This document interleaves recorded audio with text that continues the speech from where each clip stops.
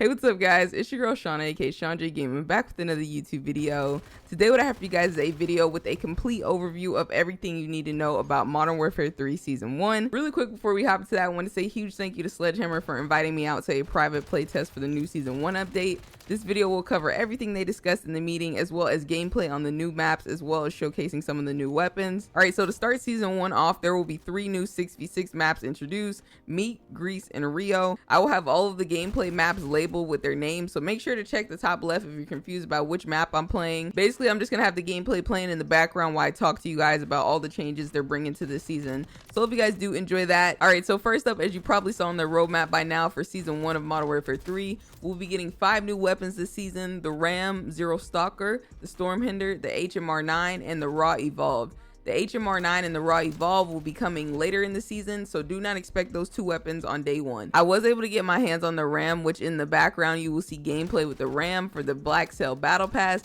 as well as just a Ram I built with a few attachments I was able to equip. Unfortunately, all the guns were level 1, so a majority of the gameplay is going to be with no attachments. Overall, even with little to no attachments, the Ram was feeling good. You guys are going to see I chowed some crazy things even with no attachments, and I was still winning some fights. I'm looking forward to seeing how it feels in Warzone. Next up for this update, we discussed an update with the health and stamina bar. As you guys can see in this 2v2 gunfight gameplay, there is a small bar next to my health bar, and that bar lets me know when I'll be able to use my tactical sprint and slide again. This is what training facility looks like. After playing a few matches, it can be fun, but this is the first 2v2 map I've seen with some insane angles. There's so many different options you can make, whether that's taking high ground off the jump from both sides, rushing mid-map to get a quick peek, or flanking on both sides. There's pretty good flank routes for each of the sides. There's also some like pretty ratty spots that you wouldn't expect people to be sitting in. All right, so hopping into these nerfs, I know a lot of people want to know if there was actually going to be anything changing as far as weapon balancing, movement balancing, all of that. We're going to talk about that right now. They actually let us know that quite a few nerfs will be coming with different weapons, equipment, and movement.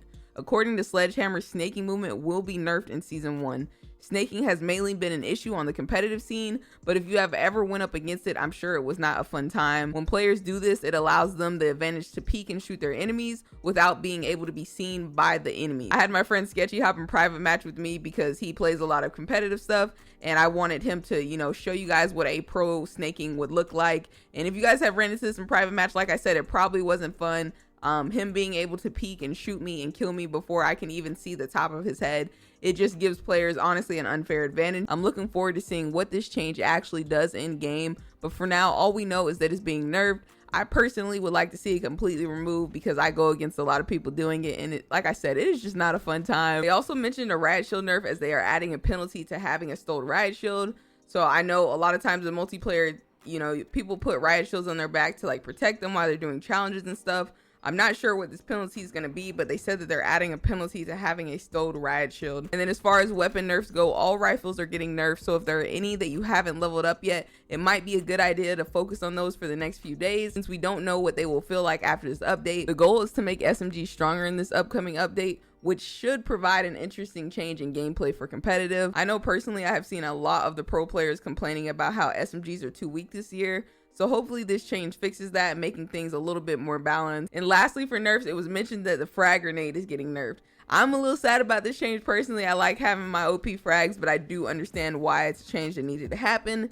They mentioned that the damage output was currently 311. It will be being reduced to 250. So that's a pretty big nerf to frag grenades. We'll see, how much it actually affects in game. Are frag grenades still going to be the go-to nade to run, or are people going to start running Simtex again? Who knows? We just have to wait to see how that all plays out. Also, just a quick side note, if you were looking for a nerf to the Covert Sneakers or some sort of counter, it is not happening. Sledgehammer mentioned that they have no plans on adjusting the boots because they are currently working as intended. I personally like to run the boots because obviously it's easier to sneak up on people. So next up, gameplay adjustments. A few gameplay adjustments and tuning were mentioned. Spawn tuning adjustments were briefly mentioned, but they basically just let us know that the mid-season update is when those changes will go into effect, so don't expect anything off rip like I said at the start of Season 1. Vehicle improvements were also briefly mentioned, but this mainly refers to the overall handling of the vehicles, hopefully making some of them easier to drive. And then lastly, for tuning, it was mentioned that they may bring back tuning, but only for optics. I personally like being able to tune my optic.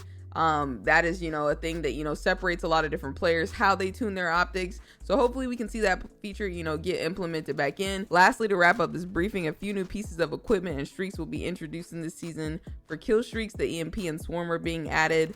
The Jam Purifier will be being added in season 1, which is basically just a flamethrower. They did tell us that it's not meant to be insanely strong, so hopefully that stays true. Once again, we just have to see how it plays out. I wasn't able to use it in the playtest. And last but not least, a new vest is being added called the Assassin's Vest. With this vest equipped, kills don't display skulls. So basically, you know how when you kill somebody on the map, it shows a little skull where they died at. That will not happen anymore.